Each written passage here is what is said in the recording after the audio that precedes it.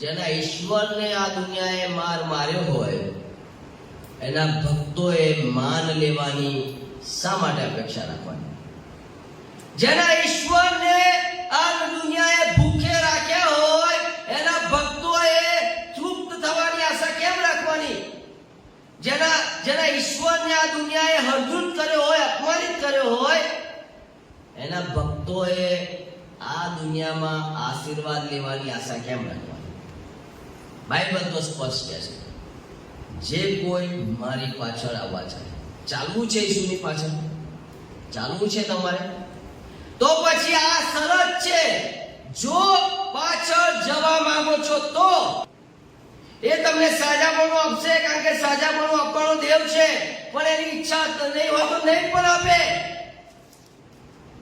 એ તમને આશીર્વાદ આપશે, કારણ કે આશીર્વાદ આપનારો ઈશ્વર છે, પણ એની ઈચ્છા નહીં હોય તો નહીં પણ આપે.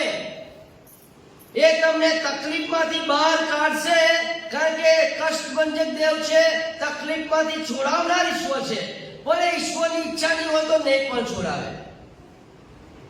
તો શું કરશો? નહીં ચાલો તો શું કરશો? ના પાડશો? તું શું કરશો? ના ભાઈ પ્રભુ તું તો જબર માણસ છે, મને આશીર્વાદ ના આપતો હું શું કરવા ચાલુ? મને આ ના મળે તો શું? એ તો લોભ કહેવાય, પ્રલોભન કહેવાય. હું તો કશું મેળવવા જઈ રહ્યો છું, પણ તમને ને મને ખબર નથી ઓલરેડી ઈશ્વરે આપણને બધું આપી દીધું છે. તમને ગાડી, બંગલો, નોકરી બધું મળી જાય અને મરણ પછી નર્ક મળે, શું કરશો?